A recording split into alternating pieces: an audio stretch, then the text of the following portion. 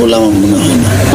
আমার ধারণার কথা বলছি যে এখনো বাবা মা ওই সিপিএমে তারা পরিচালিত হচ্ছে, তাই সিপিএম তার নিজের রাজনৈতিক অভিসন্ধিকে পূরণ করার জন্য, তাদের উদ্দেশ্যকে পূরণ করার জন্য বাবা মাকে ব্যবহার। শোভনদেব চট্টোপাধ্যায়, শোভনবাবু আমার অনেক বর্ষিয়ান একজন, ওনাকে আমি সম্মান করি।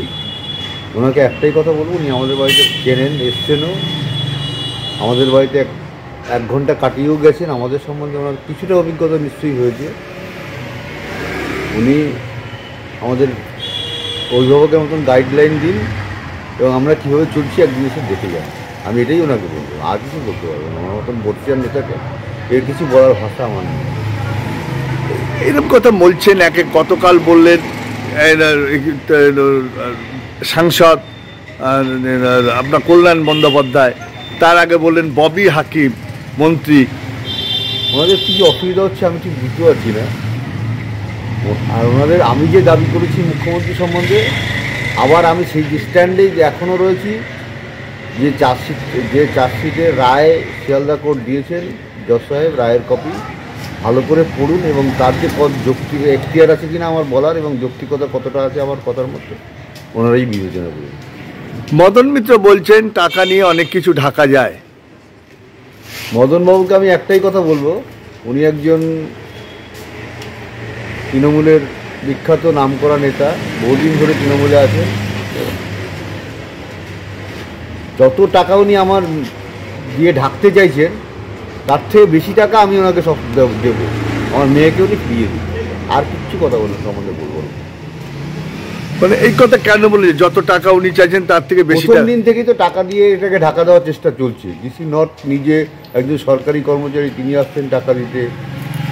তারপরে WBJDA বলছে যত টাকা স্টুডেন্টরা কালেকশন করছে সব টাকা আমাদের দিয়ে দিতে।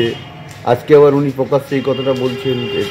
এর বিপরীতে আমি এই কথাটাই বলবো যে যত টাকা উনি আমাকে দিয়ে আমাকে কিনতে চান তার থেকে বেশি টাকা আমি ওনাকে দিতে পারি, উনি আমার মেয়েকে ফেরত দিন। যদি হ্যাঁ, উনি আমার মেয়েকে ফেরত দিয়ে দিন। আর কোনো বক্তব্য সম্বন্ধে কাকিমা কোনো হার্ট রুচি, বক্তব্য বলার রুচিও আমার মধ্যে নেই। কাকিমা কোনো জায়গায় হার্ট হচ্ছেন এই যে এরকম ধরনের একের পর এক মন্তব্যে? হার্ট বলতে আমরা যা হারিয়েছি, সেই 8 তারিখ আমার মেয়ে বাড়ি থেকে গেছে ডিউটিতে, আর বাড়িতে ফেরেনি। সে একটা হসপিটালে কর্মরত অবস্থায় তার ধর্ষণ হতে হয়েছে, তার খুন হতে হয়েছে। এটা স্বাস্থ্যমন্ত্রী আমার মেয়ের স্বাস্থ্য দপ্তরেরই কর্মচারী ছিল। এটা আমরা জবাবটা স্বাস্থ্যমন্ত্রীর কাছেই চেয়েছি। এটা যদি অন্যায় করে থাকি, এটা দেশের জনগণ এর উত্তর দিক। স্বাস্থ্যমন্ত্রী তো মুখ্যমন্ত্রী। এবং আমি যা হারিয়েছি এটা যেন কোনো বাবা মার আর না হারাতে হয়। আমার এখন সেই লড়াই। আমি কোনো রাজনীতি চাই না, কোনো টাকা পয়সাও চাই না, কারণ আমি মনে করি আমি যা হারিয়েছি সেটা কোনো টাকা পয়সার মাপকাঠিতে মাপা যায় না। আমার মেয়ে আমার কাছে আমার গোটা পৃথিবীই ছিল, সেটাই আমি হারিয়ে ফেলেছি। আমি একটা ডায়মন্ড হারিয়ে ফেলেছি, যেটা সমাজ আমাকে দেখিয়ে দিয়েছে আমরা সামান্য স্বাভাবিক মানে প্রভাবশালী নই। তাই আমার মেয়েকে, যদি আমি প্রভাবশালী হতাম হয়তো আমার মেয়েকে কেউ শুয়েই দেখতো না। এই যে টাকা দিয়ে মাপকাঠি বিচার করছেন, আমি এর জবাবটা দেশের নাগরিকদের কাছেই প্রশ্ন রাখলাম, আপনারাই এর জবাবটা দিয়ে দেবেন প্লিজ। আমার কোনো টাকা পয়সা চাই না, কোনো রাজনীতি চাই না, কিচ্ছু চাই না, শুধু চাই মেয়ের বিচার। আমি জানি মেয়ে আর আমার কাছে ফিরে আসবে না, কিন্তু পরবর্তী প্রজন্মের জন্য আমি যেন একটা এই সুস্থ সমাজ ব্যবস্থা, সুস্থ একটা স্বাস্থ্য পরিকাঠামো রেখে যেতে পারি, এর জন্যই আমার লড়াই জারি থাকবে।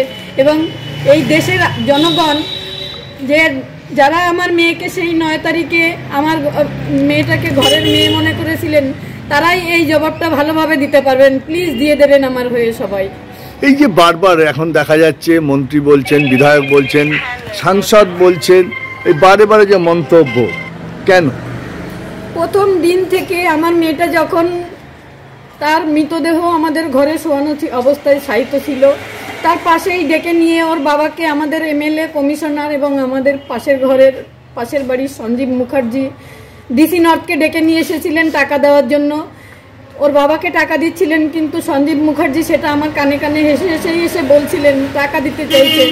তখন আমি মানে উচ্চস্বরে কেঁদে ফেলেছিলাম, টাকা দিচ্ছেন, আমার মেয়েটাকে কি ফিরিয়ে দিতে পারবেন? তারপরে মুখ্যমন্ত্রী যেদিন বললেন একটা মঞ্চ থেকে 10 লাখ টাকা আমি দিতেই পারি, সেদিনও আমার কাছে আপনারাই প্রশ্ন রেখেছিলেন, মুখ্যমন্ত্রী এটা বলেছিলেন, উত্তরে আমি তখনই বলেছিলাম 20 লাখ টাকা তো আমি ওনাকে দিয়ে দেবো, উনি কি পারবেন আমার মেয়েটাকে ফিরিয়ে দিতে? মদন মিত্রের এই কথায় কি হার্ট হয়েছেন? হার্ট বলতে আমার মন আর নেই, মনটা আমাদের শক্ত পাথরে পরিণত হয়েছে, হার্ট হওয়ার আর কোনো জায়গাও নেই, পিছনে ফেরারও কোনো জায়গা আর নেই। আমি লড়াই যতদিন পারবো চালিয়েই যাব। আমাদের কেউ এইসব কথা বলে থামানোর চেষ্টা করলে সেটা ভাবছেন আমরা ভুল, আমরা এর থেকে অনেক বেশি শক্ত, অনেক বেশি পাথর, নির্মম আমরা, এটাতে কিচ্ছুই হবে না আমাদের। ছিলেন যে ফাঁসি চান না, এটা নিয়েই তো হচ্ছে ফাঁসি চান না এই সঞ্জয়। এই মুহূর্তে শুনুন, ফাঁসি চাওয়ার আমরা কি? বিচারক বিচারের রায়ে তাকে দোষী সাব্যস্ত করে যাবজ্জীবন কারাদণ্ড দিয়েছেন। বিচারকই বিচার করে, আবার হাইকোর্টের বিচারক বিচার করে তাকে যা শাস্তি দেওয়ার প্রয়োজন তাই দেবেন। এরপর তো সুপ্রিম কোর্টের রায় আছে, যাচ্ছেন? আগামীকাল সুপ্রিম কোর্টে যাচ্ছি না। আমরা বিচার দেওয়ার কে? আমরা বিচার দেওয়ার হলে তো যারা আমার মেয়েকে খুন করেছে সবাইকে ধরে এনে ফাঁসি আপনারা দিতাম। কোনো ওকালাতনামায় সই করেছেন? হ্যাঁ, রাজ্যের কোনো ওকালাতনামায় সই না, করেছেন? রাজ্যে আমাদের কপি সার্ভিস করেনি রাজ্য এখন। আমরা কিছু জানি না রাজ্য কি পিটিশন করতে চাই, পরিষ্কার বিষয়। কালকে আমরা কোর্টে ছিলাম, তবুও কোর্টে দাঁড়িয়ে কোর্টে আমাদের 4 ঘন্টা স্বাস্থ্যমন্ত্রী ছিল। হয়তো তিনি আইন জানেন, তার হাতে থাকলে হয়তো ফাঁসি দিয়ে দিতে পারতাম বলেছেন, কিন্তু আমরা তো অত মানে শক্তি নেই আমাদের অতটা শক্তি থাকলে আমার মেয়েকে যারা মেরেছে তাদের সবাইকে ধরে নেই আমরা একসঙ্গে ফাঁসি দিতাম। আমি মনে করি যেভাবে তত্ত্ব লোপাট হয়েছে, আমার মেয়ে সেদিন খুন হয়নি, তার তদন্তটাও খুন হয়েছে, তাই একমাত্র সাক্ষী রয়েছে ওই সঞ্জয় রায়, তাই আমি এখনই তার ফাঁসি চাই না। প্রকৃত তদন্ত হোক, আসল অপরাধীরা ধরা পড়ুক, সবাই একসঙ্গে সাজাপ্রাপ্ত হোক, এটাই আমি চাই। Thank you. দাবি ত্যাগ এই চ্যানেল কোনো প্রচার করে না হিংসাত্মক, ক্ষতিকারক বা অবৈধ কার্যকলাপ। এই চ্যানেল দ্বারা প্রদত্ত সমস্ত বিষয়বস্তু শুধুমাত্র একটি শিক্ষামূলক উদ্দেশ্যের জন্য। ধন্যবাদ, শুভেচ্ছা, টিম আমার বাংলা নিউজ।